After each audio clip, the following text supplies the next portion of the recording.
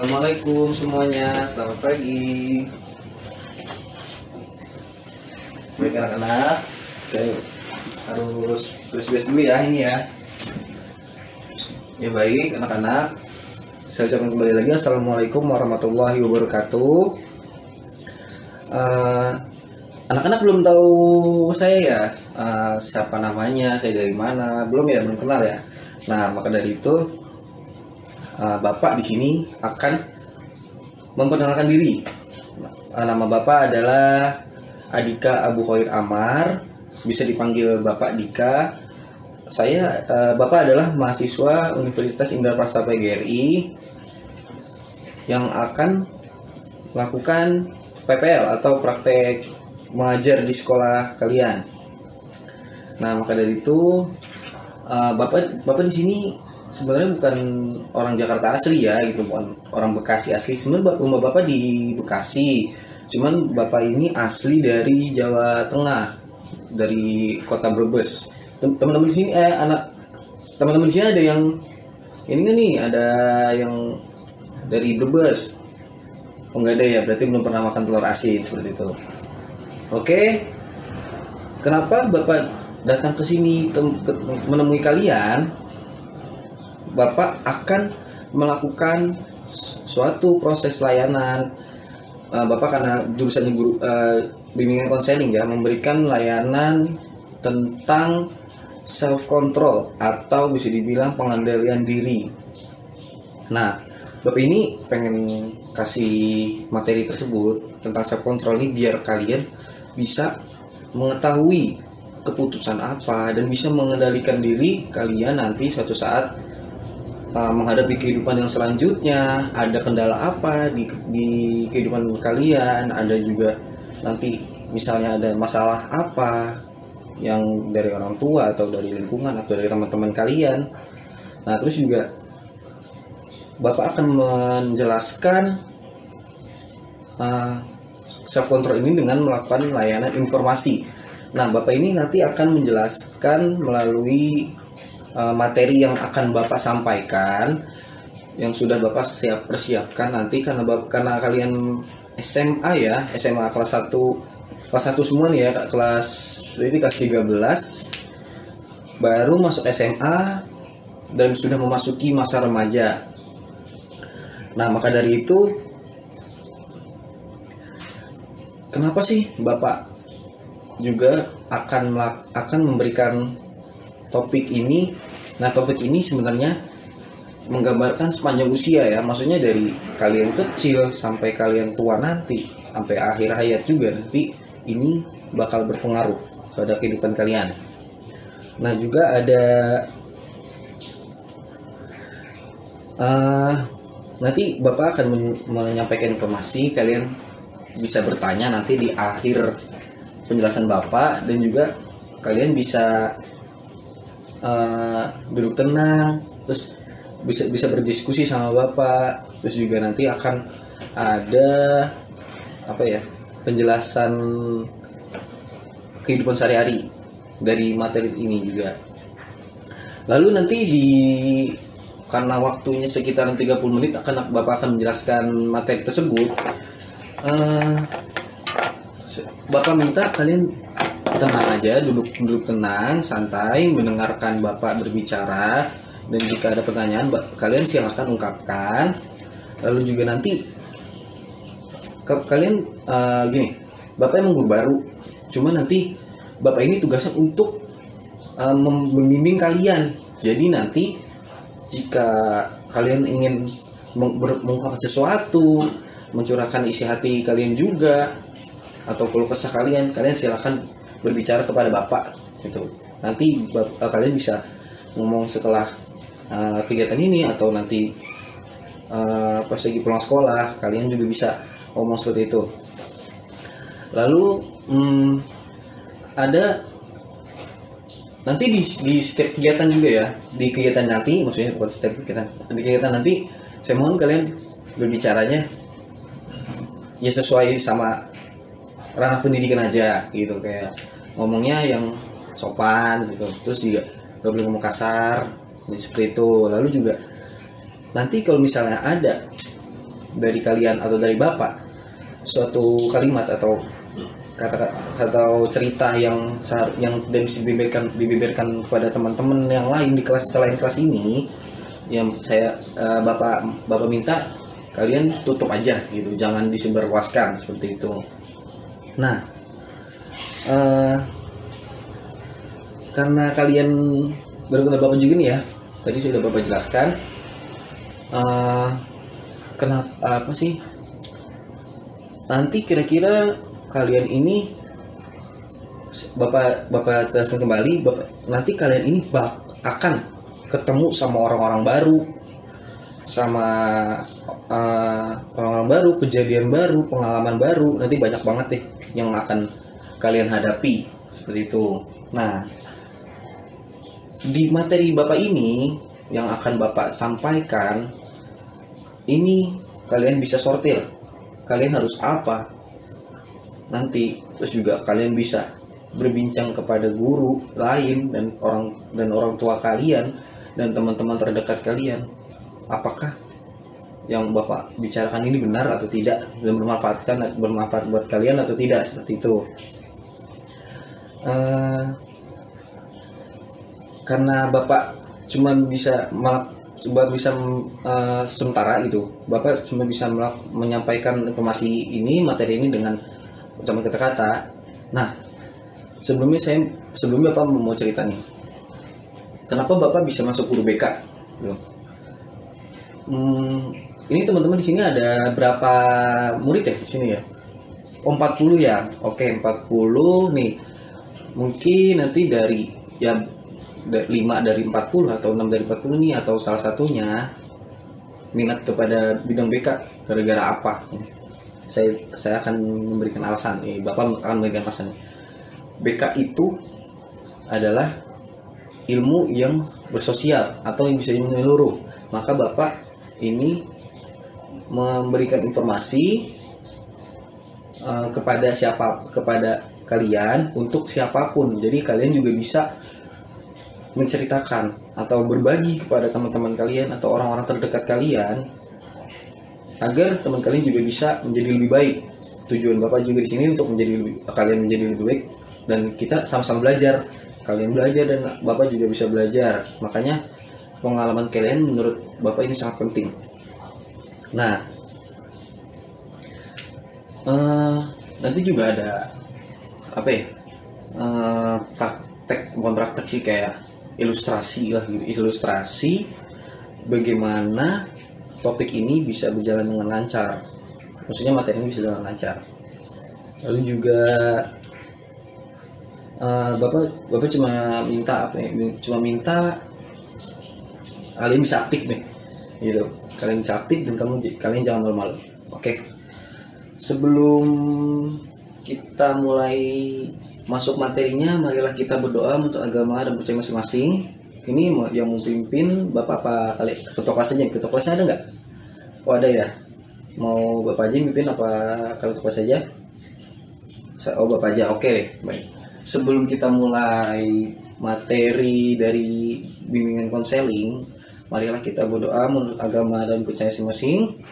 Semoga materi ini bisa bermanfaat bagi kami, juga sebagai rahmat, dan juga bisa menjadi berkah bagi kami juga, dan kegiatan ini bisa berjalan lancar. Berdoa dimulai.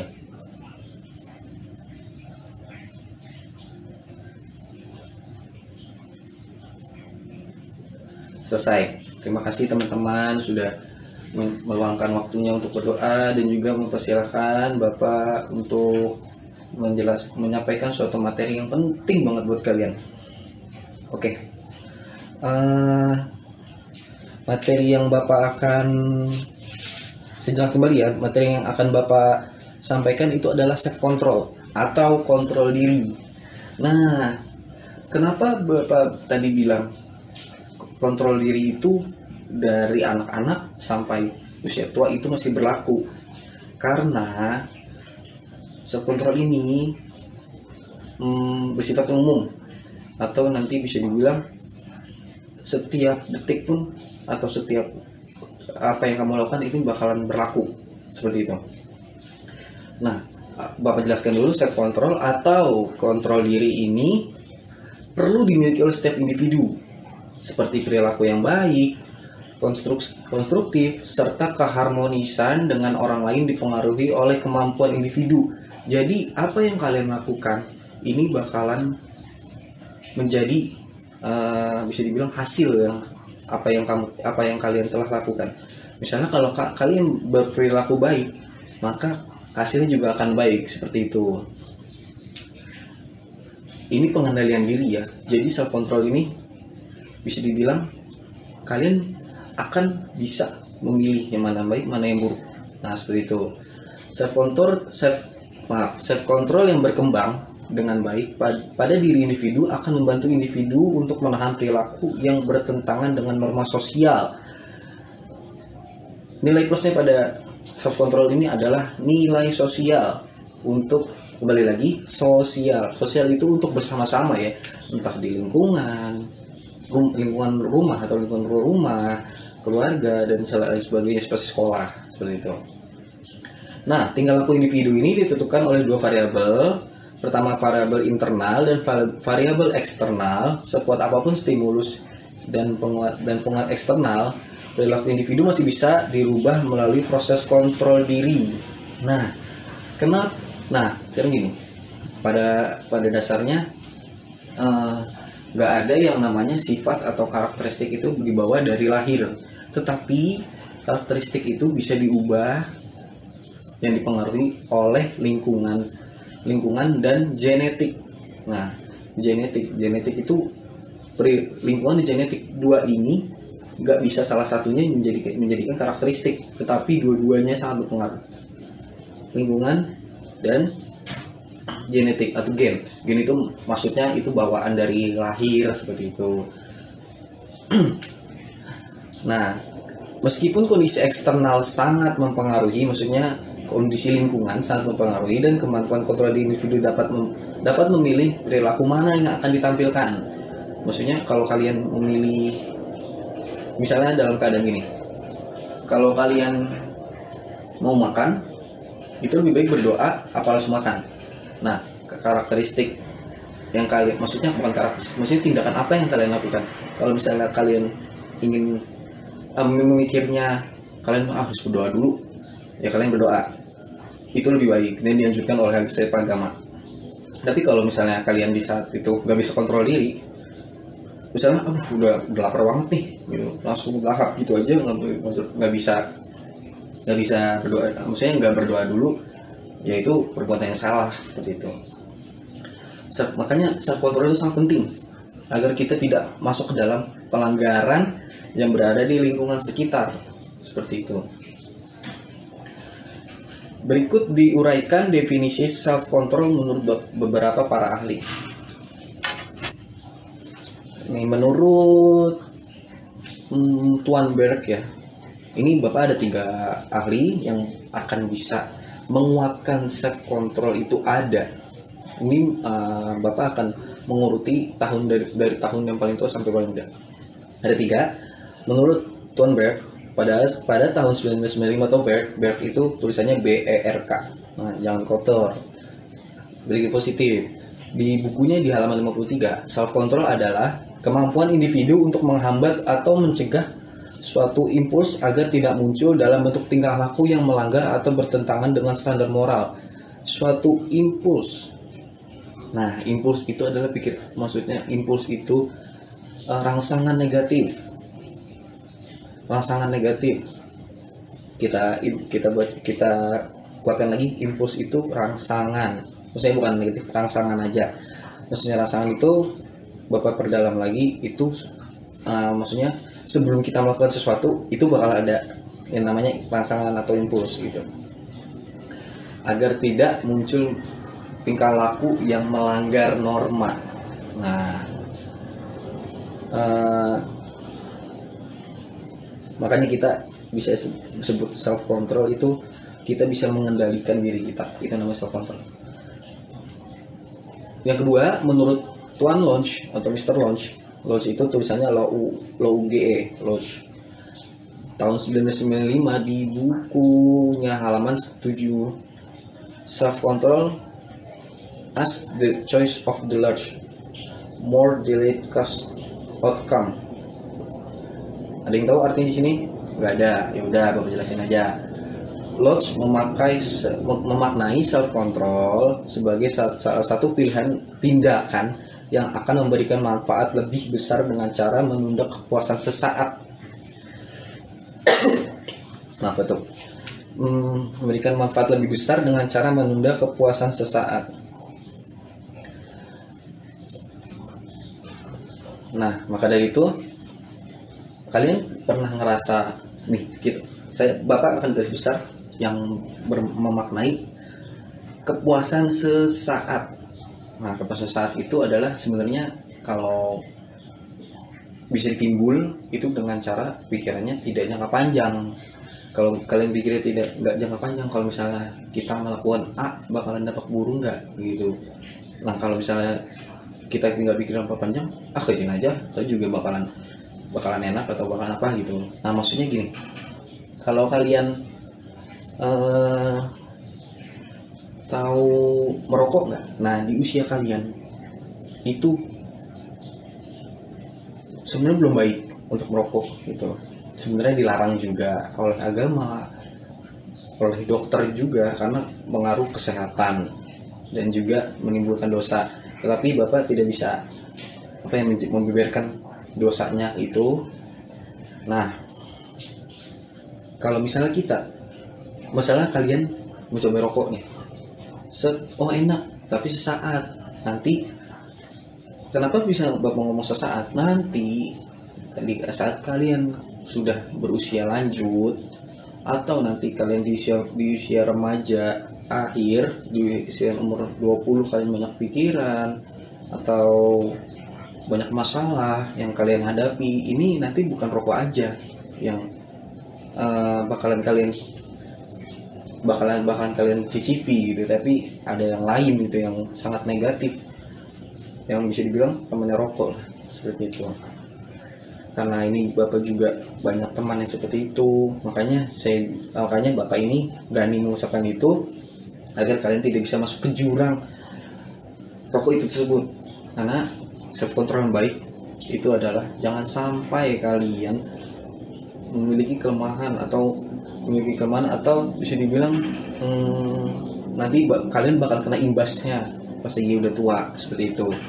Lalu yang ketiga ada Goldfriend dan Merbau.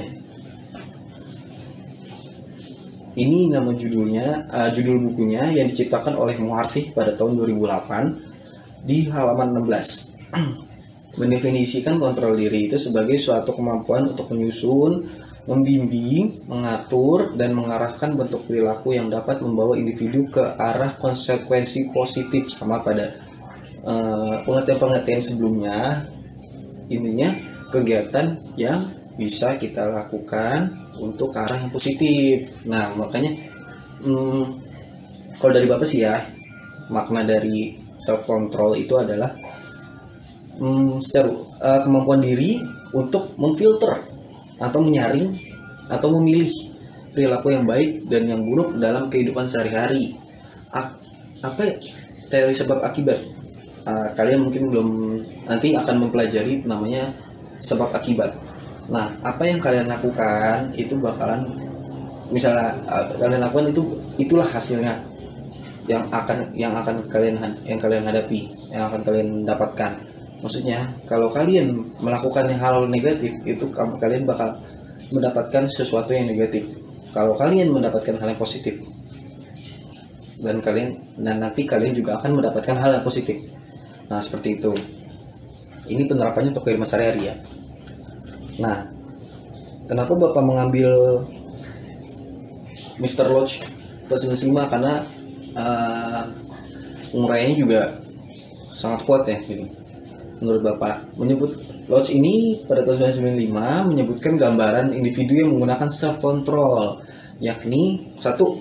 Tetap bertahan mengerjakan tugas walaupun terdapat hambatan atau gangguan.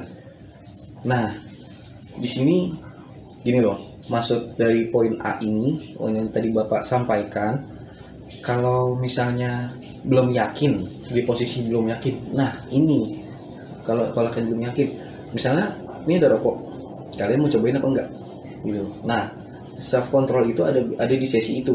Kalau kalian mikir ini rokok bakalan baik apa enggak buat saya, nah itu kebimbangan atau belum yakin, kalian itu tetap bertahan mengerjakan tugas walaupun terdapat hambatan atau gangguan. Nanti juga kalau misalnya ranahnya di pendidikan ya, kalau misalnya kalian belum menyelesaikan ujian, nah itu menyelesaikan PR, pekerjaan rumah atau PR, nah kalian ini bakalan nyontek apa enggak, atau ujian sendiri gitu, atau kerjainnya entar aja pagi-pagi nyontek gitu, atau udah malam nih keburu jam tidur, wah masuk aku kerjain dulu gitu, lebih baik kayak gitu kan. Nah itu self control kalian. Yang kedua ada dapat berperilaku sesuai dengan aturan dan norma yang berlaku di mana ia berada. Maksudnya gini, di saat kalian berada di stasiun, maksudnya stasiun dan sudah masuk kereta, dan kalian itu ada di sebuah perkumpulan tempat yang banyak orang. Di situ ada berbagai jenis manusia ya, maksudnya dalam arti ada ibu-ibu, ada yang bapak-bapak, ada yang masih muda, ada yang udah tua, masih muda, maksudnya remaja, ada yang masih sekolah, atau ada yang baik. Nah, kalau misalnya posisi bangku sudah penuh dan kalian dalam posisi duduk dan kalian melihat ada ibu-ibu hamil maupun nggak hamil, nah ini kalian akan apa gitu. Tapi self control kalian berjalan. Kalau tujuannya bakalan lebih baik, kalian bakalan kasih. Kalian mau apa? Kalau misalnya kalian kasih ibu itu duduk, tawarin ibu itu duduk, Bu silahkan duduk gitu. Dan kalian berdiri, insya Allah kalau untuk hasilnya mah pahala kalian banyak, ibu itu juga senang lihat kalian, orang di sekitar kalian juga senang lihatnya, dalam arti kalian ini masuk ke dalam norma yang baik. Nah seperti itu. Yang lalu di poin ketiga, mampu mengendalikan emosi negatif. Nah, emosi negatif gini, Bapak ini menceritakan pengalaman Bapak ini sedikit ya. Bapak tuh sering naik motor kalau kemana-mana, tetapi di saat hujan dan Bapak tidak memakai jas hujan, tapi hujannya nggak terlalu deras ya, karena udah selesai hujan, Bapak naik motor, tiba-tiba ada mobil lewat di samping Bapak, dan di situ ada genangan air kena baju Bapak. Nah, kalau Bapak sendiri nggak bakal marah gitu, karena Bapak nggak tahu niat dia negatif atau positif, sengaja mencipratkan air tersebut ke Bapak apa enggak, biarin aja gitu. Kalau misalnya Bapak berpikir dendam, ya bakalan dibalas sama Allah gitu, bakalan dibalas sama Tuhan, sama yang layak untuk membalasnya gitu. Tapi Bapak ya udah biarin aja, itu emang musibah Bapak. Tetapi kalau Bapak ngeliat orang lain, dia minimal teriak, "Woi, hati-hati lo naik mobil." Nah di sini menurut kalian lebih baik mana? Nah kan lebih baik yang seperti Bapak, bukan berarti Bapak itu pasrah atau pengen ya udah kalau Bapak ditindas ya udah gitu aja, bukan. Maksudnya kalau misalnya masih ranahnya itu bukan fisik atau caci makian yang berlebihan, itu masih ya udah biarin aja gitu. Tapi kalau misalnya ranahnya sudah tinggi yang tadi Bapak sebutkan, itu bakalan lawan. Nah, mampu mengendalikan emosi negatif. Bapak jelaskan lagi emosi negatif. Emosi negatif itu kalau misalnya emosi yang kita keluarkan itu tidak pada tempatnya, tidak pada apa yang orang lain lakukan, seperti itu. Nah, menurut Mr. Lazarus atau Tuan Lazarus pada tahun 1976 yang bukunya berjudul Block and Block, ini mencantumkan jenis-jenis self control. Ada tiga menurut Tuan Lazarus. Pertama, over control merupakan kontrol diri yang dilakukan oleh individu secara berlebihan. Garis bawahi berlebihannya yang menyebabkan individu banyak menahan diri dalam bereaksi terhadap stimulus. Sesuatu yang berlebihan itu nggak boleh kan? Nah makanya itu kalian seharusnya bisa membatasi sampai mana kontrol diri kita akan kita luapkan, seperti itu. Jangan sampai berlebihan. Yang kedua ada under control, yang ketiga ada appropriate control. Under control itu merupakan suatu kecenderungan individu untuk melepaskan impulsivitas dengan bebas tanpa perhitungan yang masak. Ya asal itu aja, tanpa ada berlebihan, tanpa ada kekurangan. Asal emosi aja, sama marah aja, kayak gitu.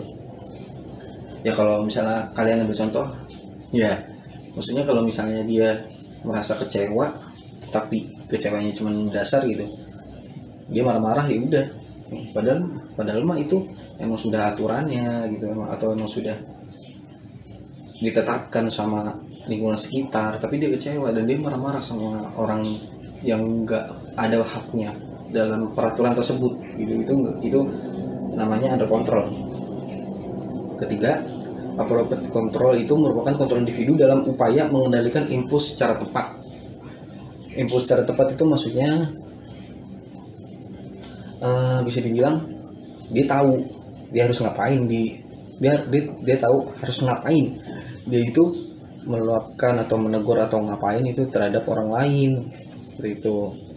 Entah dia memberi nasihat atau memberikan uang kepada pengemis, itu lebih baik kayak gitu.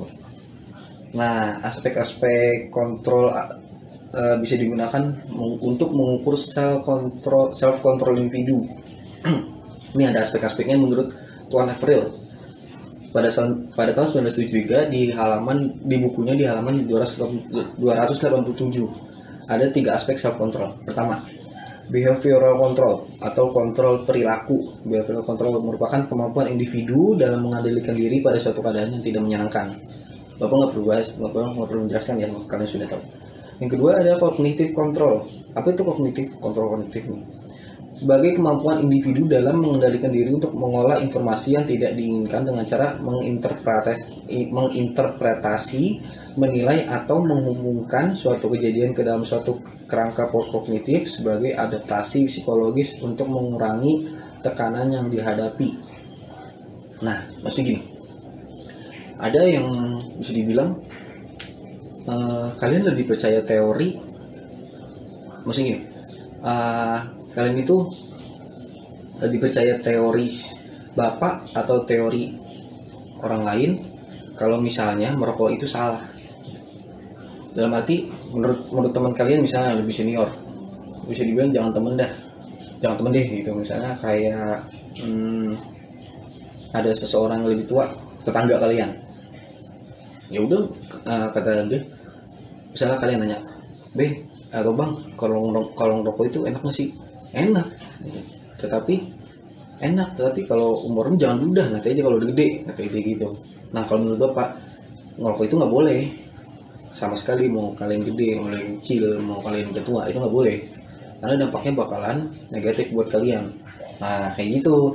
Nah nanti kalian adaptasi untuk tekanan yang dihadapi. Ini kalian ini lagi kerja nih, untuk teman-teman kalian nanti kalau kalian udah gede, lagi kerja, lagi nyari uang, terus orang sekeliling kalian pada ngerokok, tapi kalian melakukannya, kata guru saya kerokok itu dilarang, bukan kayak gitu. Nanti kalian ya emang itu benar, cuma nanti kalau di lapangan itu kalian bakal ditegur apaan sih gitu. Nah kalau kalian tuh lebih baik kayak udah jangan ngerokok. Kalau teman-teman kalian ngerokok, kalian jangan ngerokok, karena dampaknya emang negatif gitu.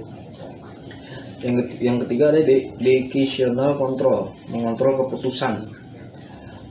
Kemampuan individu dalam mengendalikan diri untuk memilih sesuatu tindakan berdasarkan pada sesuatu yang diyakini atau disetujui. Nah kalau gini kan kayak bisa dibilang, kalau misalnya, wah ini contohnya gini deh, kalau teman kalian ada yang ulang tahun, nah gitu, ada gini teman kalian yang ulang tahun nanti dimarahin, terus kamu kalian kasih surprise kayak diceplokin atau diguyur kayak air itu, udah wajar. Bapak juga pas lagi muda kayak gitu sama teman-teman itu bukan pikiran bapak, karena nggak perlu tahun dia nggak perlu kayak gitu. Cuman kalau misalnya gitu ada kejadian pas lagi teman-teman bapak dan bapak sendiri memberikan surprise kayak gitu, ada yang dimarahin mamanya, termasuk bapak dimarahin sama temennya. Nah kalian itu bisa, ada juga teman kalian yang udah kalau dikasih surprise sampai diciplokin telur gitu, nanti orang tuanya ya udah nggak bakal ngarahin, dia juga merasa seneng karena dikasih surprise, karena antusias terhadap dirinya kan di saat ulang tahun. Nah kayak gitu. Nah itu namanya discretional control. Nah kalian tuh punya teman itu bisa nggak gitu pas ulang tahun diceplokin gitu, dikasih surprise sama kalian apa enggak gitu, nanti dampaknya bakal gimana kalau diceplokin gitu. Itu namanya discretional control. Nah faktor-faktor yang mempengaruhi perkembangan self control, kalian ini masih umur remaja awal ya, kalian self control kalian masih bisa berkembang.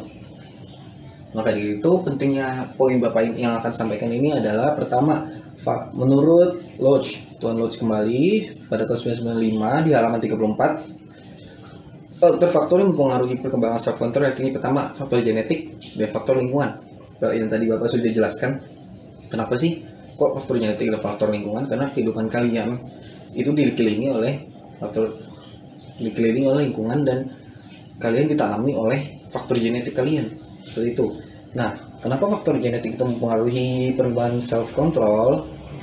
Nah karena pada usia anak-anak beda sama usia kalian, usia bocah, bukan bocah, anak-anak yang di bawah umur 15 ya, di bawah kalian deh gitu. Dan dengan umur kalian berperilakunya impulsif anak-anak itu, dan lebih dapat mengendalikan diri sesuai pertambahan usianya. Dia masih dalam proses perkembangan, dia masih bisa kayak gua harus ngapain ya gitu kalau kata gaulnya gitu. Nah kalau di usia kalian, nanti bapak kasih poin di usia kalian deh. Masuk dulu ke faktor lingkungan.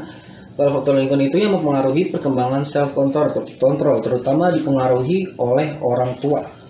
Kenapa bapak ini mencantumkan orang tua adalah pengaruh besar, terutama ibu ya gitu. Nah kalian itu dilahirkan oleh seorang ibu yang dimana nanti kalian akan dididik oleh kedua orang tua tersebut dan lebih dekat kepada ibu. Misalnya kalian memiliki cerita atau contoh, kalau ibu kalian bukan ibu kalian sih, maksudnya ada seorang ibu, dia rajin mengaji dan dia berperilaku ramah terhadap keluarga, lingkungan sekitarnya, otomatis kalian bakal diajarkan atau diperlihatkan oleh ibu kalian sikap ibu kalian dengan seperti ini. Nih lebih baik tuh kayak gini-gini. Nanti kalian itu awalnya pertama nggak merasa segan atau nggak merasa malu kalau kalian itu sama seperti apa yang ibu kalian lakukan. Nah makanya orang tua itu adalah awal atau penentu besar, bisa dibilang awal dan penentu besar karakteristik kalian, pendirian kalian seperti itu. Nah yang tadi sempat bapak janjikan ini self control pada remaja. Nah pelanggaran norma yang sering kali dilakukan oleh remaja merupakan cerminan kegagalan remaja dalam mengembangkan self control. Maksudnya mengembangkan self control itu kalian bisa memperbaiki kesalahan-kesalahan yang pernah kalian lakukan di usia remaja kalian. Nah makanya ada penilaian ini usia kalian ini rentan terhadap negatif yang paling besar kayak rokok, narkoba dan lain sebagainya.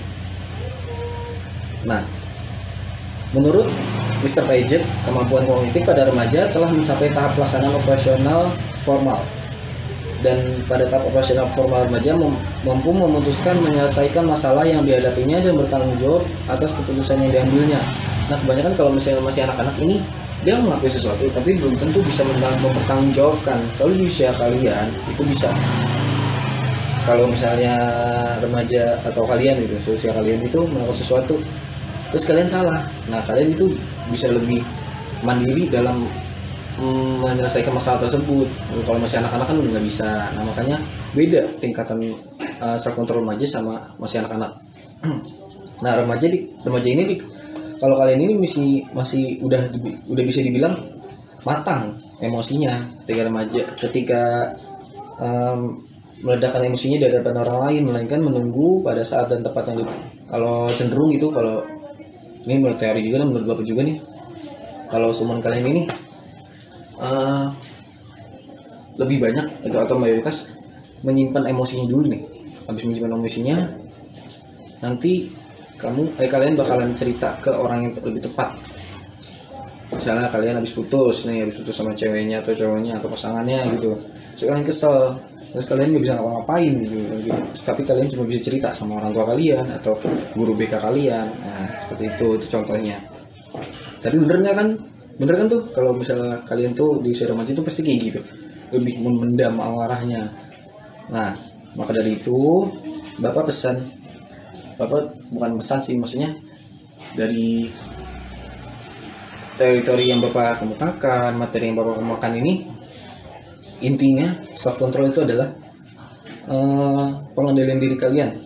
Tetapi Bapak ini di sini cenderung lebih ke arah yang positif. Nah gitu. Sementara ini sebelum masuk penutupan, kira-kira ada yang nanya nggak? Oke. Dari pertanyaan kalian, daripada pertanyaan siapa ini namanya? Oh, Ahmad. Oke. Nah Ahmad, pertanyaannya bagus. Terus juga Ahmad memikirkan untuk kedepannya nanti ya, seperti itu ya. Apa udah pernah kejadian? Oh gitu. Oke. Ini curahan hati Ahmad, tapi pernah juga Bapak terima. Dalam arti, kenapa sih kok ada kata-kata itu bisa ada di lingkungan kita gitu. Tapi seharusnya yang harus Ahmad pilih itu lebih baik ke gak sama sekali, karena dampaknya bakal buruk yang Bapak awal jelaskan gitu. Mendingan gak sama sekali daripada sekali buat ngobatin penasaran terus habis itu enggak gitu. Takutnya itu cuma perkataan, tetapi seterusnya itu enggak, itu bisa 50-50, bisa enggak sama sekali atau bisa kelanjutan. Dampaknya seperti itu, atau bakalan enggak sama sekali dalam sementara, nextnya udah diajak lagi malah mau gitu. Nah itu dampak buruknya. Mendingan enggak sama sekali, nanti kebiasaan. Kalau udah enggak sama sekali terus kita harus tanamkan, udah nggak usah deh. Kalau misalnya sekali-sekali nyoba hal buruk kayak gitu, kayak misalnya udah narkoba atau seks bebas, itu jangan gitu, jangan aduh nggak mau itu nanti kasihan mama saya atau kasihan bapak saya atau adik saya atau keluarga saya, itu nanti juga diri saya jadi rusak atau gimana. Itu lebih bagus mikirnya jangan sama sekali, itu mending kalau kata saya, kalau kata bapak maksudnya. Nah jam juga udah mau habis nih anak-anak. Mohon maaf ini cuma bisa kasih satu pertanyaan aja. Dari semua yang Bapak jelaskan, dari poin pertama sampai akhir dan sampai pertanyaan Ahmad, bisa Bapak simpulkan bahwa self control ini adalah kemampuan diri untuk memfilter atau memilih perilaku yang baik dan yang buruk dalam kehidupan sehari-hari, baik itu untuk keputusan atau untuk pemikiran saja itu. Nah, lalu apa yang mempengaruhi perkembangan self control? Pertama, faktor genetik, dan yang kedua faktor lingkungan. Ingat ya, faktor genetik dan faktor lingkungan. Nah, kalau misalnya nanti omongan Bapak ini, Bapak kan ngasih materi, nggak cuma materi yang toh di teori itu gini, tapi Bapak juga tadi udah ngasih sedikit kejadian atau contoh perilaku ya. Nah, saran Bapak cuma pengen gitu, jangan sampai kalian terjerumus sama hal-hal yang negatif, tetapi self control kalian ini bisa lah, atau harus bisa menjadi kontrolnya itu dikendalinya jadi baik gitu, jangan sampai masuk ke jurang yang salah. Nah gitu ya, cukup sekian karena juga waktu udah mepet. Sehat-sehat semua, tetap jaga kesehatan, jaga protokol dari pemerintah juga, kesehatan dari pemerintah juga. Jangan lupa ibadah, nurut sama kata orang tua. Jangan lupa bahagia juga. Billahi taufiq wal hidayah. Wassalamualaikum warahmatullahi wabarakatuh.